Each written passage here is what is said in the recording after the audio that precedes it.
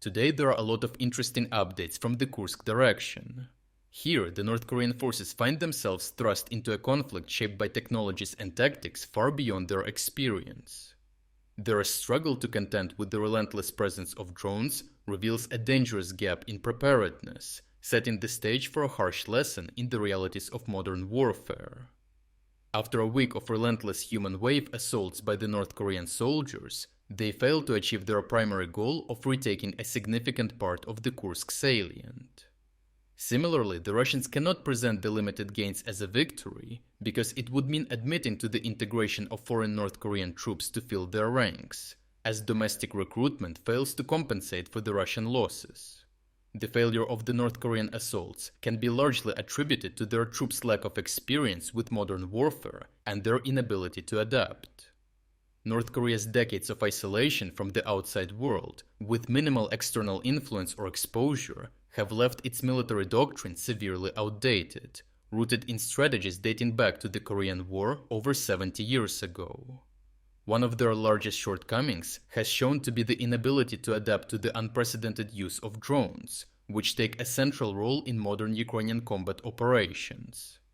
Their limited understanding of advanced reconnaissance and precision strikes, made possible by Ukrainians' extensive drone warfare, allowed Ukrainian forces to inflict devastating losses on every assault.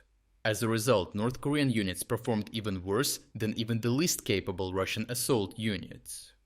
During their initial assaults, North Korean forces failed to recognize drones as a serious threat, advancing slowly across open fields, underestimating the danger from the skies.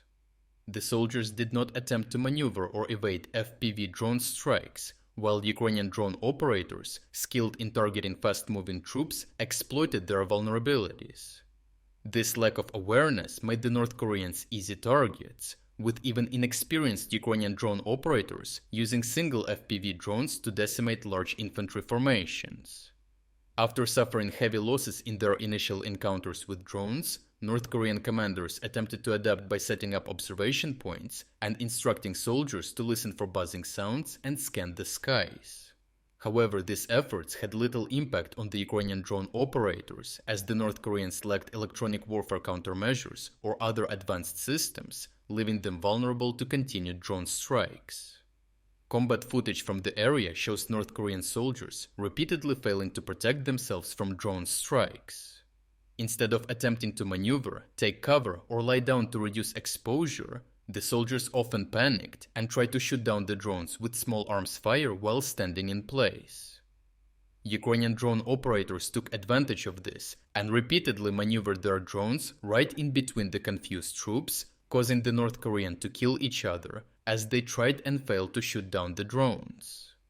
Additionally, the North Korean soldiers stationed themselves on the outer edges of forests, remaining bunched together instead of moving deeper into the woods.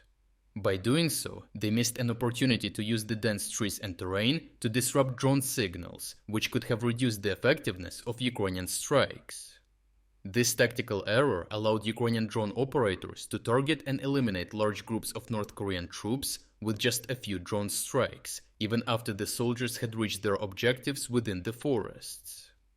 To further exploit the North Korean soldiers' lack of familiarity with drones, the Ukrainians attached small stuffed Christmas toys to some of their drones. This tactic caused additional confusion among the North Korean troops, who wasted precious seconds trying to comprehend why a toy was flying toward them. By the time they realized the threat, it was too late. These drones effectively struck, eliminating large numbers of soldiers in a single attack. Overall, the North Koreans' continued reliance on outdated assault tactics, coupled with their inability to adapt to modern warfare, resulted in catastrophic losses across all their units.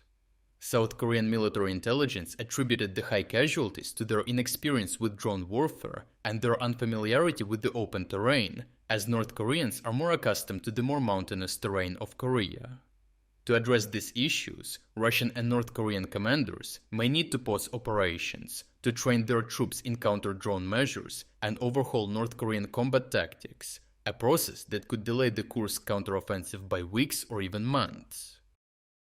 In light of the holiday season, I am pleased to announce a significant 40% Christmas sale on our exclusive strategic insights and tactical analysis videos. This sale comes at a crucial time, as YouTube has rejected to restore monetization on one of our channels, so your support is now more important than ever.